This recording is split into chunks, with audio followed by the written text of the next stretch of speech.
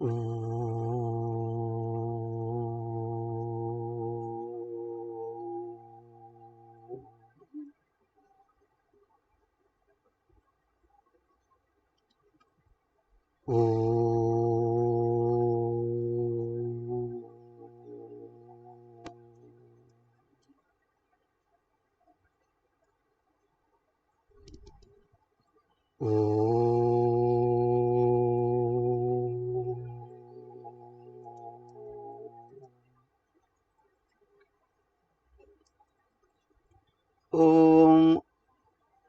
भद्रं कर्णेभिः शृणुयामदेवाः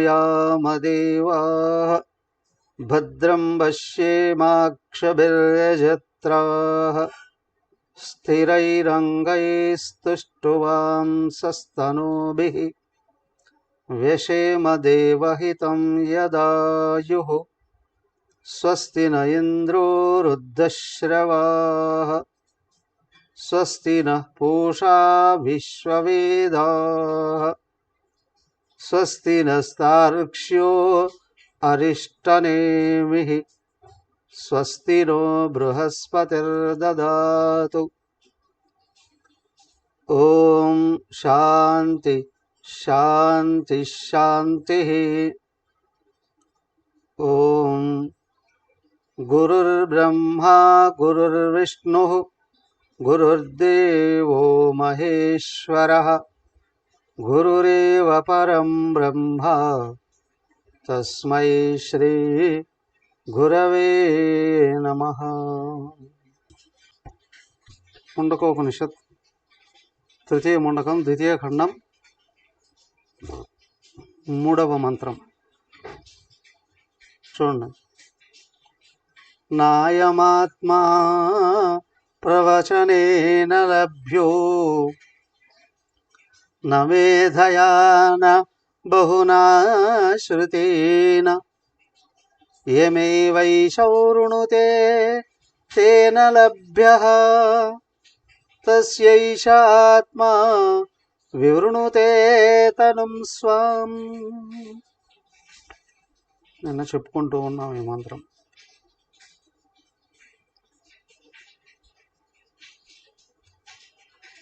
హయమాత్మ ప్రవచనైన నలభ్య, ఈ ఆత్మ ప్రవచనాల వలన లభించదు, మేధస్సు వలన కానీ లేదా బాగా వినడం వలన కానీ లభించదు। ఎందుకండి? ఇది కర్మకు ఫలం కాదు అని అర్థం।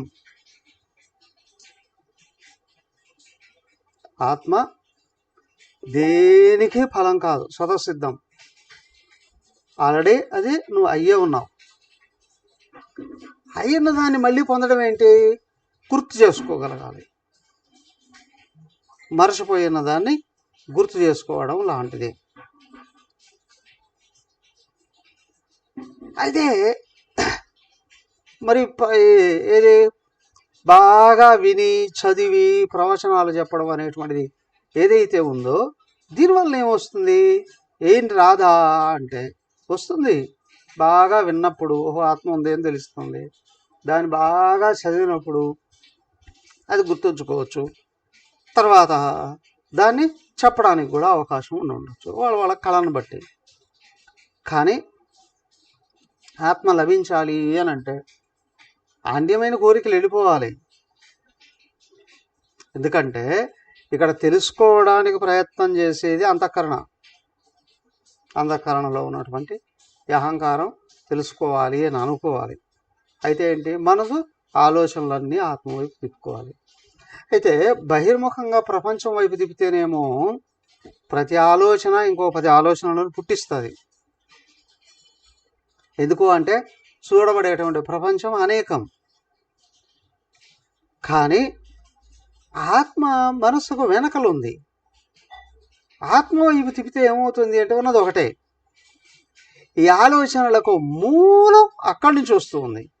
కాబట్టి వెనక్కి తిరిగి ఆత్మను అన్వేషణ చేయడంలో ఆలోచనల శాతం పడిపోతూ పడిపోతూ పడిపోతూ పడిపోతూ వచ్చి ఆత్మను గుర్తించేటప్పటికి ఆలోచనే లేకుండా పోతుంది। దాన్ని ఏమన్నా ఆత్మ రియలైజేషన్ అండి అని। ఓ అదే మరచిపోయిన దాన్ని మళ్ళీ గుర్తు చేసుకోవడం లాంటిది, కలగంటూ ఉన్నవాడు మేలుకోవడం లాంటిది. సో కాబట్టి ఏంటి అంటే ఈ ఆత్మనికి లభించాలంటే యం ఏవ ఏష వృణుతే తేన లభ్య, ఎవరైతే ఇదే కావాలి అని అనుకుంటున్నారో వాళ్ళకే లభిస్తుంది. ఏదైనా ఒక వ్యక్తి ఏది కావాలి అనుకుంటున్నాడో దానికోసం కృషి చేస్తాడు. అయితే ఇక్కడ ఏంటంటే అవన్నీ ప్రపంచంలో ఉన్నాయి, బయటే ఉన్నాయి, పరిమితమైనవే. ఎందుకంటే ఇంతకు ముందు లేదు, ఇప్పుడు వచ్చింది, తర్వాత పోతుంది. కానీ ఆత్మ ఎప్పుడూ ఉంది. ఇప్పుడు మర్చిపోయి ఉన్నావు, మేలుకుంటావు. ఒకసారి మేలుకున్నాము అంటే కళ, భయంకరమైన కళ ఏదో వస్తూ ఉంది. మేలుకుంటే ఒకసారి కళ నుండి మళ్ళీ రాదా కళ. అలాగే ఆత్మ జ్ఞానంలోకి ఎవరైతే మేలుకుంటున్నారో ఇక మళ్ళీ మరపు రాదు. ఆత్మజ్ఞానంలో మేలుకునేంత వరకు కృషి చేయాలండి. సో కాబట్టి ఏంటంటే నాకు ఆత్మయే కావాలి అనుకొని సర్వ వ్యవహారాలని అటువైపు ఎవరైతే తిప్పుతూ ఉన్నారో వాళ్ళకి ఆత్మ లభిస్తుంది. తస్యేష ఆత్మ వివృణతే తనం స్వామి. అయితే ఇక్కడ ఆత్మ జడం కాదు, ఆత్మ చైతన్య స్వరూపం, సర్వము తెలిసినట్టు చెప్పారు కదా అక్కడ. సర్వజ్ఞ సర్వవితు, సర్వజ్ఞుడు సర్వవిధుడు అని చెప్పారు కదా. కాబట్టి ఏంటంటే ఆత్మ అన్నీ తెలిసినటువంటిది. కాబట్టి ఇక్కడ ఎవడి మనస్సు పరిపూర్ణంగా ఆత్మయే కావాలి అని అనుకుంటూ ఉందో వాళ్ళ ఆలోచనలు అన్నీ కరిగిపోతూ కరిగిపోతూ కరిగిపోతూ సాత్విక అహంకారం దగ్గరికి వచ్చినప్పుడు భగవంతుడు దాన్ని తెగొట్టేసిస్తాడు, ఆత్మ ఓపెన్ అయిపోతుంది. సో ఎవరు ఆత్మయే కావాలి అని అనుకుంటున్నారో వాళ్ళకి లభిస్తుందండి. కానీ ఆత్మ ఎవరిని కావాలి అని అనుకుంటూ ఉందో వాళ్ళకు తనను తను ఓపెన్ చేసుకుంటుంది. ఆత్మ ఇంకొకరి అధీనంలో ఉండదు. ఆత్మ ఇంకొకరి కంట్రోల్లో ఉండదు.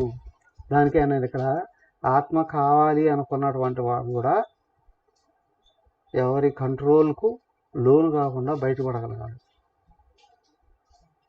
మరి గురువుగారండి, గురువుగారు కంట్రోల్ చేయడానికి ప్రయత్నం చేయరు.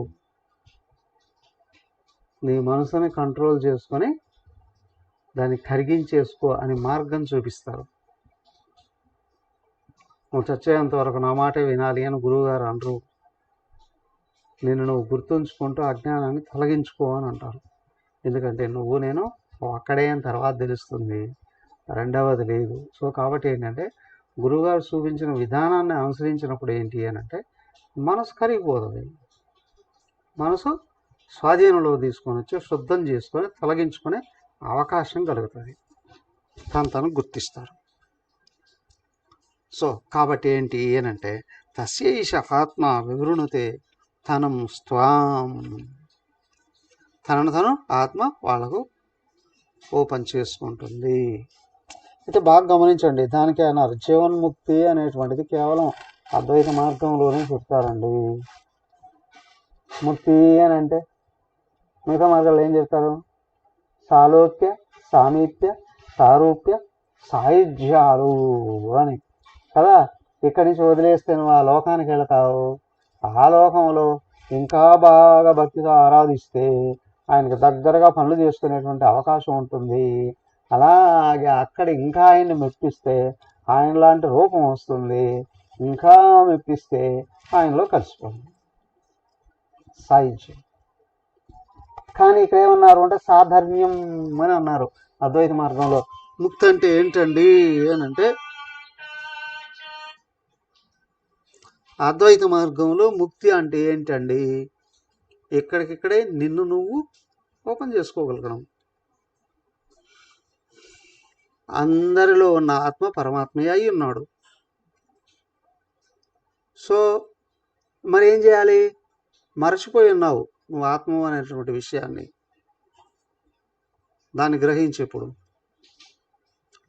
నువ్వు దేహం కాదు ఆత్మ అనేటువంటి విషయాన్ని గుర్తించావా, అన్యత్వ భావమే, దేహం అనే భావం ఎగిరిపోతుంది. దానికి ఇక్కడ జీవన్ముక్తి అన్నారు. జీవించి ఉండగానే ముక్తుడు అయిపోతున్నావు. సరేనండి, బాగానే ఉంది. ఇప్పుడు ఏం చేయమంటారు? ఏ చేయగలవు? ఏమీ చేయలేకపోతున్నానండి. వయసు మీద పడిందండి, ఆరోగ్యం సరిగా లేదండి, ఒంట్లో బలం లేదండి, ఎవరో నా మాట వినరండి, నాకు అందరూ ఆటంకాలు కలిగిస్తారండి కదా. అవునా? నేను నిర్భాగ్యుడినండి, నేను అభాగ్యుడినండి, అన్నిటికంటే ఎక్కువ అసలు నా మనసే నా మాట వినదండి.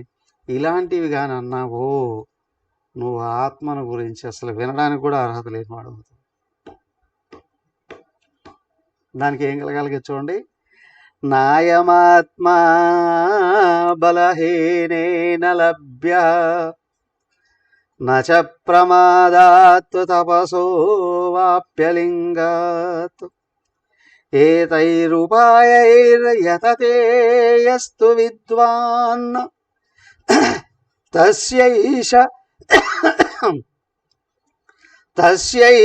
ఆత్మా విశతే బ్రహ్మధామ.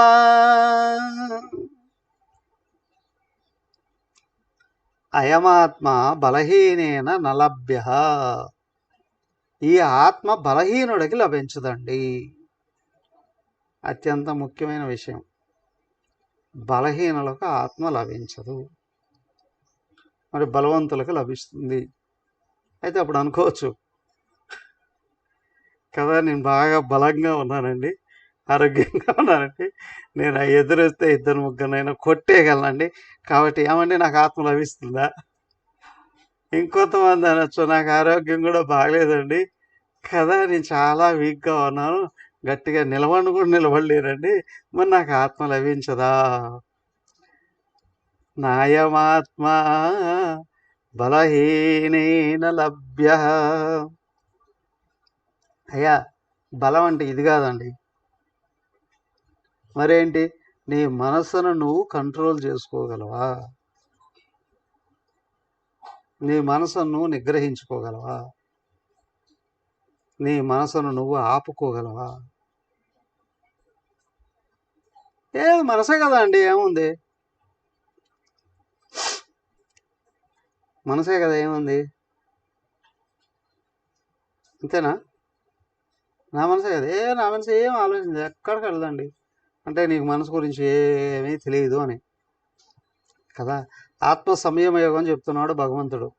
అర్జునుడు అన్నాడు, కృష్ణ నువ్వు చెప్పిన యోగం చాలా చాలా చాలా బాగుంది, కానీ ఇది ప్రాక్టికల్గా వీలయ్యేటట్టు కనిపించట్లేదు అన్నాడు. ఎందుకు అంటే అక్కడ చెప్తాడు, 3 శ్లోకాలు చెప్తాడు.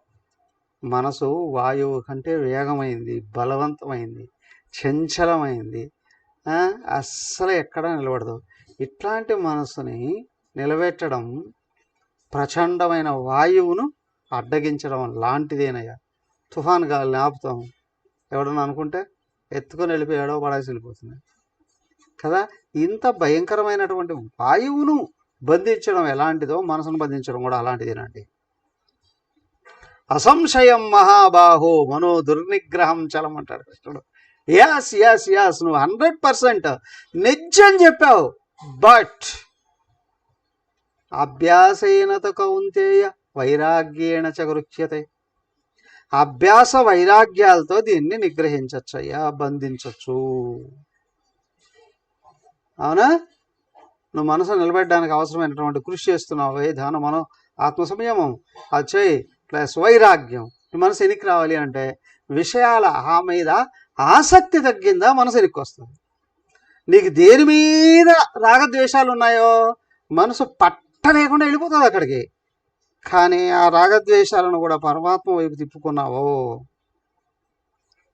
నీకేదైనా బాధగలిగితే విసుగు వచ్చిందా, పరమాత్మనే విసుగు, నీ ఇష్టదైవాన్నే విసుక్కో. కోపం వచ్చిందా, ఆయన మీదనే కోప్పడు. ఇష్టమైందా, ఆయన్నే పొగుడుకో కదా. సో కాబట్టి ఏంటంటే అన్ని రకాల ఆలోచనలు భగవంతుడి వైపే తిప్పగలిగేటట్టయితే అనన్యాశ్చింతయంతో మాం చెప్పారా. సో కాబట్టి ఏంటంటే అన్ని ఆలోచనలే లక్ష్యం వైపు నింపగలిగేటట్లయితే, మళ్ళించగలిగేటట్లయితే ఖచ్చితంగా తొందరగా లక్ష్యాన్ని చేరుకునేటువంటి అవకాశం ఉంటుంది. సో కాబట్టి ఇక్కడ ఏంటి అని అంటే ఇక్కడ ఆత్మను పొందాలి అని అంటే నీ మనసును నిగ్రహించుకుంటే చాలు. వాస్తవానికి ఇది ఎవరి స్వాధీనంలో ఉంటుంది? ఎవడికి కనిపించను కూడా కనిపించదు. ఎవడైనా అపహరించుకొని వెళ్తాడా? లేదు. సో ప్రపంచంలో కనిపించే ప్రతిదానికి చెలిస్తూ ఉన్నావు అని అనుకోండి, నీ మనసుని మాట వినదు. సో కాబట్టి అయమాత్మ బలహీనేన నలభ్య. ఎవడయ్యా బలహీనుడు?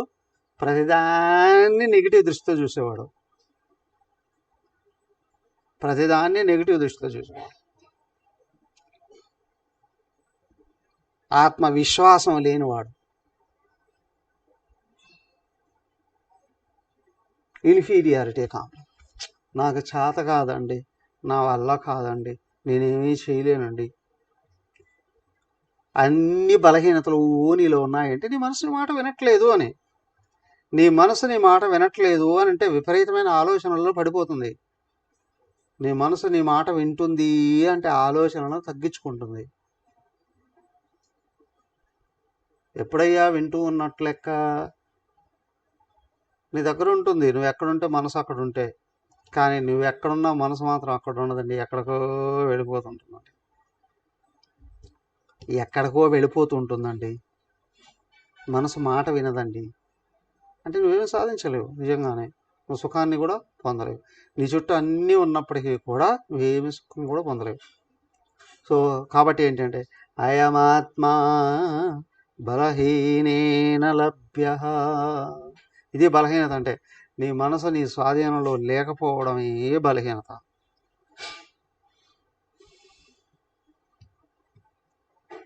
ఎన్ని కథలు, ఎన్ని స్టోరీలు భక్తులకు సంబంధించినటువంటివి.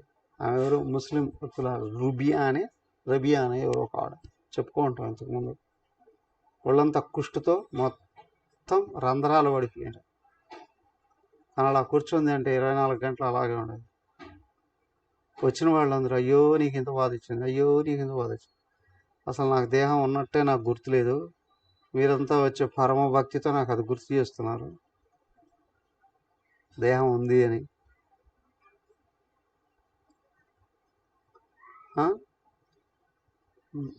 మాండవ్య మహాముని ఆయన ఒళ్ళంతా కూడా కుష్టు వచ్చి మొత్తం రంధ్రాలు పడి దాని నిండా పురుగులు ఉండేటివట. ఎక్కడికి పిలిచినా ఈయన కూడా ఆ ఋషుల సంఘంలో సభ్యుడు.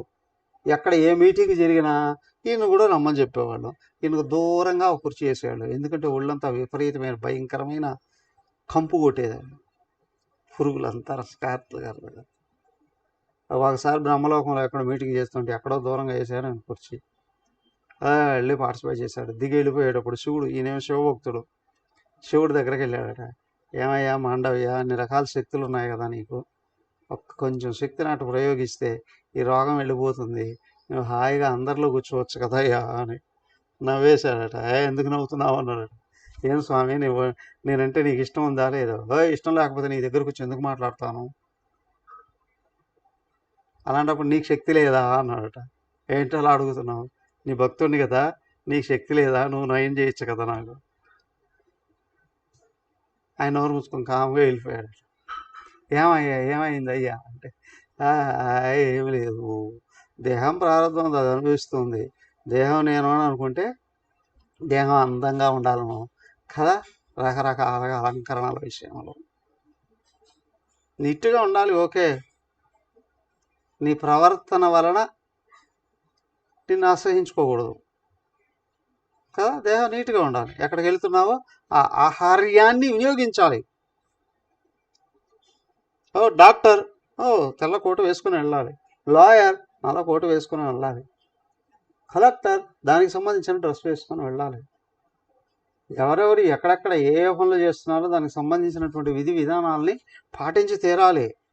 అది కాదు నిద్ర లేచినప్పటి నుంచి దేహాన్ని అలంకరించడానికే వినియోగిస్తే, లేదా దేహాన్ని పోషించుకోవడానికే ఉపయోగిస్తే దేహానికి వశుడు అయిపోతాం, ఆత్మభావం రాదు.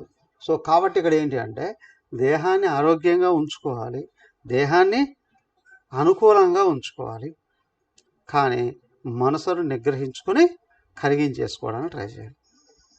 ఈ విషయంలో కానీ ప్రమాదం వచ్చింది, నచ ప్రమాదాత్ తపసోవా అపిలింగాత్, నచ ప్రమాదాత్, నిరంతరం ప్రమాదాలకు లోనవుతూ ఉన్న ఆత్మ లభించదండి. అవును కదండి, ప్రమాదం అంటే ఏంటి? యాక్సిడెంట్ అండి. యాక్సిడెంట్ అయితే కాళ్ళలో చేతిలో పోతాయి కదండి, కాబట్టి యాక్సిడెంట్ కాకుండా చూసుకోరు.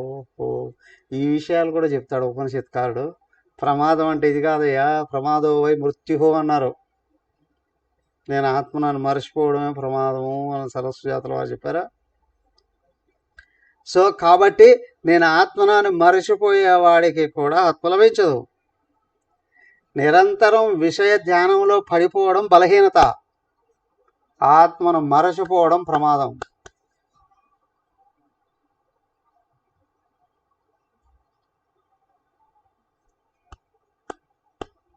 అజాగ్రత్తయే మహాప్రమాదం అని రాస్తుంటారు. జాగరూకుడవై ఉంటుంది కదా, రకరకాలుగా అన్ని చోట్ల రోడ్లలో రాస్తుంటారు, పెద్ద పెద్ద కంపెనీస్లోనూ రాస్తుంటారు. అజాగ్రత్తయే మృత్యువు అని రాస్తుంటారు. అదేగా ప్రమాదో వై మృత్యు అనేది. అదే సంస్కృతంలో ప్రమాదో వై మృత్యు, ప్రమాదము నిన్ను మర్చిపోవడం. సో కాబట్టి ప్రమాదాలలో నిన్ను నువ్వు కానీ మర్చిపోయావా, ఆత్మను అందుకోలేవు. ఎందుకండి, ఇప్పుడు నాకు కళలు ఉన్నాయండి, నాకు టాలెంట్స్ ఉన్నాయండి, నాకు తెలివితేటలు ఉన్నాయండి, ఇదే ప్రమాదకరం. ఎందుకు అంటే ఆత్మను మర్చిపోయావా, ఈ టాలెంట్స్ ప్రపంచంలో లాక్కోని వెళ్ళిపోయి ఎక్కడో సుడిగుండంలో కట్టిపడేస్తుంది. ఓహో, అయితే ఏమీ చేతకాని వాడిగా ఉండాలండి. ఏమీ చేతకాని వాడికి ఒళ్ళంతా ఇన్ఫీరియారిటీ ఉంటుంది. ఏమి చేత కాదనే ఆ ఒక్క భావం చాలు ఆత్మకు దూరం కావడానికి. అది కూడా ఏం చేయనివ్వదు కదా. కాబట్టి ఈ రెండు నుంచి బయటపడాలి అని అంటే అతి విశ్వాసము ఉండకూడదు, కదా, అలాగే విశ్వాసం లేకపోవడం అనేది ఉండకూడదు. తపసహ, రెండు రావాలంటే తపసహ. ఓ తపసహవాపి, నువ్వు తపస్సులు చేసిన ఆత్మ లభించదండి. రాక్షసులందరూ కూడా 1000 సంవత్సరాలు తపస్సు చేసినట్టు మన పురాణాల్లో కనిపిస్తూనే ఉంటాయి. ఏం కోరుకున్నారయ్యా వాళ్ళు? చావు లేకుండా ఉండేటట్టు కోరుకున్నారు. కుదరదు పోవయ్యా అన్నాడు బ్రహ్మదేవుడు అక్కడ. కాబట్టి తపస్సు చేస్తున్నాం ఎందుకు? తపస్సు వలన ఎక్కడి నుండో ఏవో లేనాటివి పొందాలి అనుకునేటట్లయితే అప్పుడు కూడా ఆత్మ లభించదు. మరి తపస్సు వద్దా అండి? తపస్సు కావాలి. ఎందుకు? ఇంద్రియ మనోబుద్ధుల నిగ్రహం కొరకే. అవి చెడు మార్గంలో పోనివ్వకుండా మంచి మార్గంలో తిప్పుకునేంత వరకే ఈ తపస్సు ఉపయోగం. తపస్సు వలన దేవతలు ప్రత్యక్షం చేసుకుని వరాలు పొందినట్టు కనిపించిందండి. అవన్నీ కూడా ప్రపంచంలో ఏదో ఒక వస్తువులు కోరుకోవడానికి కదా, సంపదలో, వస్తువులు, అధికారాలు, అంతేగా తపస్సులన్నీ కూడా. కాబట్టి వాటి వలన కూడా ఆత్మ లభించదండి. వాడు తపస్సు మనసు నిగ్రహించుకుంటే ఆత్మకు మార్గం కనిపిస్తుంది. అలింగాత్ అవి సరే ఆత్మ ఎవరికి లభిస్తుందండి? ఎవరో తెలంగాణలో ఎప్పుడో ఒకసారి యజ్ఞం చేస్తుంటే గురుగారు ఫోటో పెట్టుకోవడం తప్పనిసరి కదా. గురుదేవుల ఫోటో, మాతాజీ ఫోటో తప్పనిసరి పెట్టుకునేవాడు. ఆయన ఎవరో వచ్చి అన్నాడట, ఆడవాళ్ళకి యోగానికి అర్హత లేదు, ఆడవాళ్ళ ఫోటో పెట్టాడేంటి గురుస్థానంలో. వాడు ఎవరో పరిగెత్తుకుంటూ నాకు చెప్పారు, దమ్ముంటే రమ్మని చెప్పబోయా, ఆయన ఎవరో మా గురువుగారు ఫోటో వైపు చూడమని చెప్పి 5 నిమిషాలు కళ్ళార్చుకున్నా. అర్హత ఉంటే అవునా, ఫోటో వైపు చూడమని చెప్పండి, చూద్దాం ఎవరికి యోగానికి అర్హత ఉందో తెలుస్తుంది. మన పురాణాలలోనూ వేదాలలోనూ చూస్తే ఎంతమంది మహానుభావులు ఉన్నారు.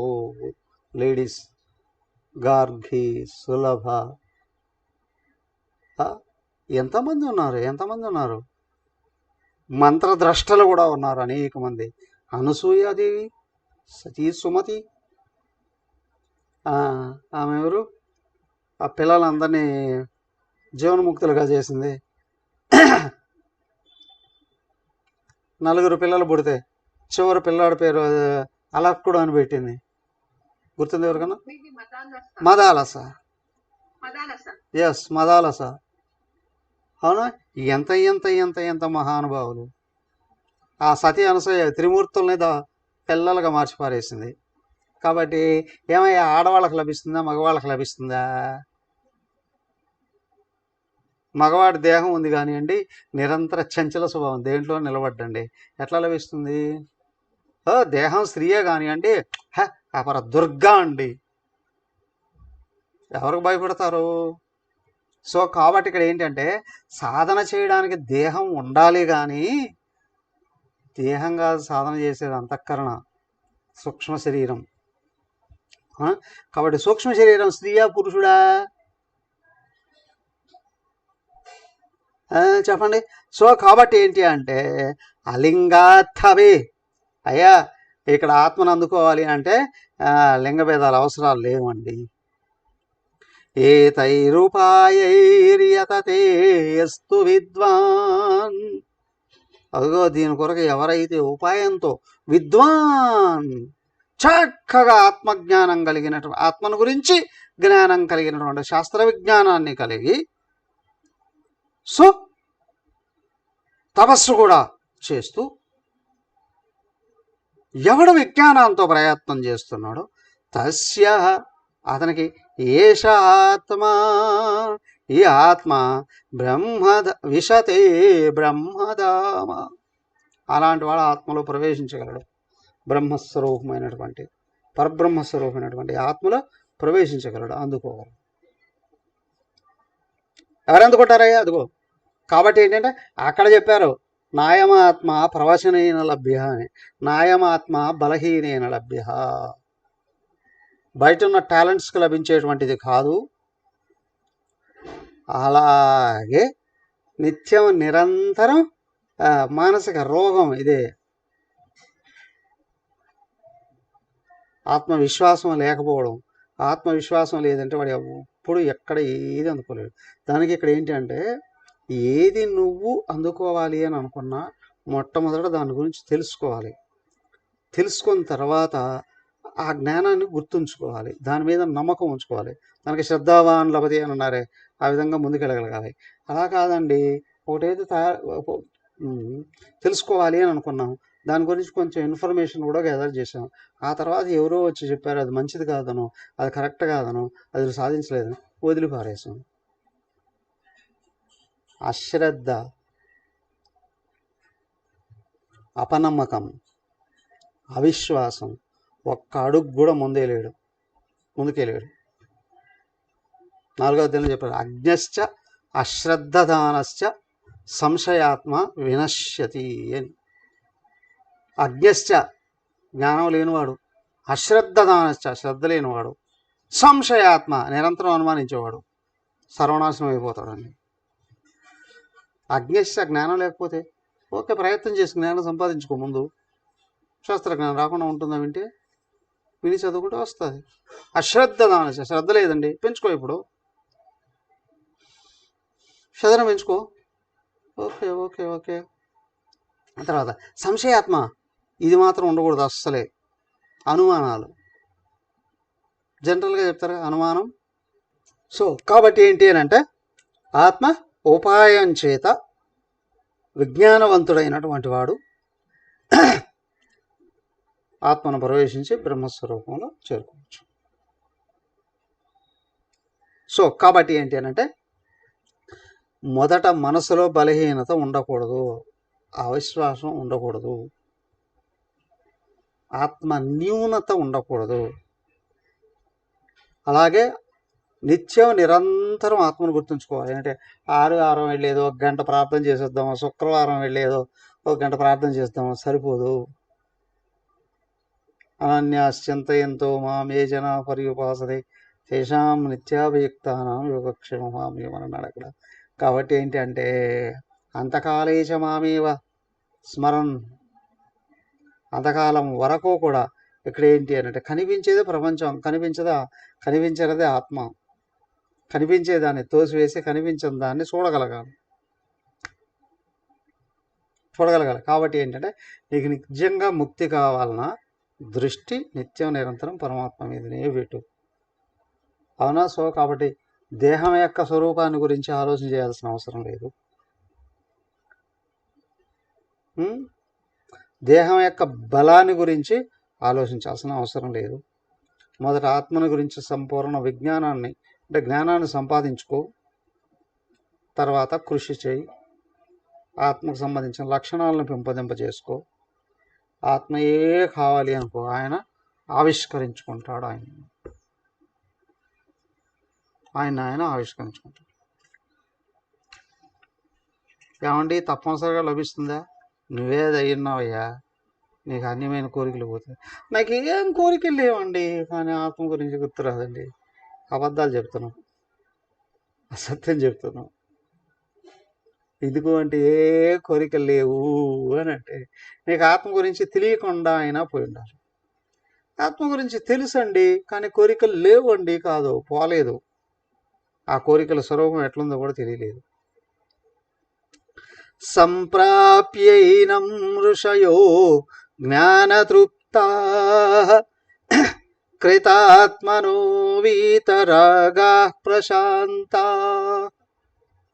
తే సర్వగం సర్వతః ప్రాప్య ధీరా యుక్తాత్మానః సర్వమేవావిశంతి. సంప్రాప్యైనం ఋషయో జ్ఞానతృప్తా కృతాత్మానో వీతరాగా ప్రశాంతా తే సర్వగం సర్వతః ప్రాప్య ధీరా యుక్తాత్మానః సర్వమేవావిశంతి. ఏనం ఋషయః జ్ఞానతృప్తాః సంప్రాప్య. దీన్ని ఋషులైన వాళ్ళు, జ్ఞానంలో తృప్తి పొందిన వాళ్ళు పొందుతున్నారు. కృతాత్మానః వాళ్ళ కృతజ్ఞులైనారు. వీతరాగా వాళ్ళ ప్రపంచం మీద ఎక్కడ ఏ విధమైన రాగం లేదు. ప్రశాంతంగా ఉన్నారు. తే వాళ్ళు ఉన్నారే సర్వగం అంతటిని, సర్వతః అంతటా ప్రాప్య పొందున్నారు. వాళ్ళ అంతటినీ అన్ని సమయాలలోనూ అంతటిని అన్నింటినీ కూడా పొంది ఉన్నారు. ఎవరే? ధీరా యుక్త ఆత్మానః. ధీరాః విజ్ఞానంతో కూడిన ధైర్యం కలిగిన వాళ్ళు. యుక్త ఆత్మానః శరీరేంద్రియ మనోబుద్ధులని ఒకే వైపు నడిపించుకునేటువంటి వాళ్ళు. సర్వం ఏవ ఆవిశంతి. వీళ్ళంతటినీ పొందేశారు. నీకు ఆత్మ కావాలన్నా ఇలా ఉండాలి. ఋషులకు తెలుసండి, నువ్వు కూడా ఋషివి కావాలి. అదెట్లా అండి? ఋషి దర్శనాత్. ఋషి అంటే గడ్డం మీసాలు పెంచినవాడు, గోళ్ళు పెంచినవాడు, ఏదో గోచి పెట్టుకుని తిరిగేవాడు అని కాదు. ఋషి దర్శనాత్. అవునా? కళ్ళకెదురుగా ఉండేది అందరికి కనిపిస్తుంది. పశువులకు కూడా, పక్షులకు కూడా.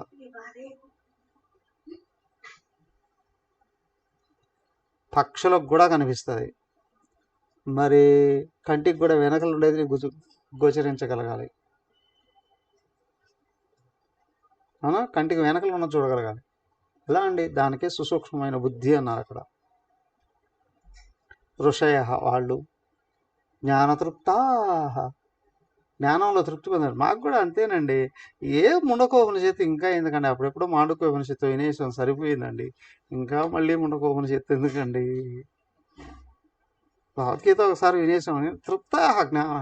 మేము జ్ఞానంలో బాగా తృప్తి పొందినామండి. మరి దేంట్లో తృప్తి లేదండి?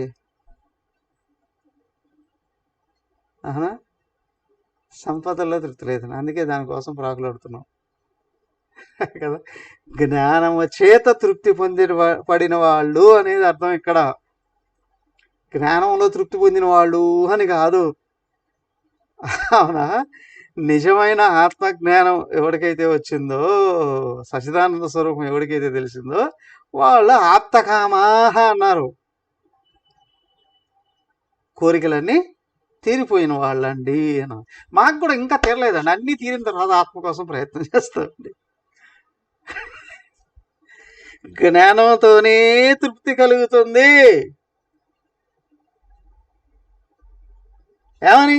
నువ్వు సచ్చిదానంద స్వరూపము అని చెప్పి తెలిస్తేనే మనిషికి తృప్తి ఉంటుంది, కదే వలన ఉండదు. నచికేతుడు చెప్తాడా, ఓ నచికేత, ఆత్మ గురించి అడక్కు, నీకు ఎంత ధనం కావాలను అడుగు.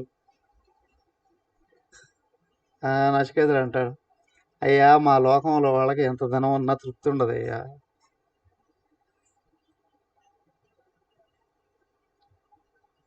ఎంత ధనం ఉన్నా తృప్తి ఉండదయ్యా, ఎన్ని కోరికలు తీరినా తృప్తి ఉండదయ్యా.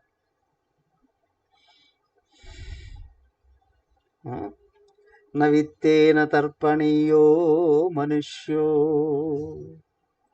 మనిషికి సంపద తృప్తిని ఇవ్వదు, ఎంత వచ్చినా ఇంకా కావాలి అని అనుకుంటాడు.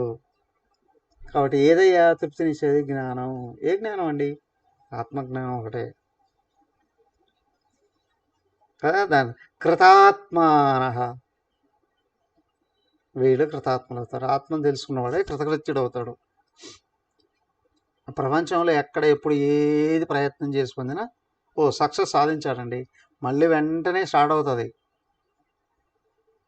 ఇంకొక కోరిక. కానీ ఇక్కడ ఎప్పుడే ఆ సక్సెస్ వచ్చేది? ఆత్మను అందుకుంటే, ఇంకేం అందుకోవాల్సింది లేదు కాబట్టి పరిపూర్ణ తృప్తికి లోనవుతాడు. వీతరాగా, నీకు దేని మీద కించిత్ ఆసక్తి ఉన్న మనసు అక్కడికి లాగేస్తుంది.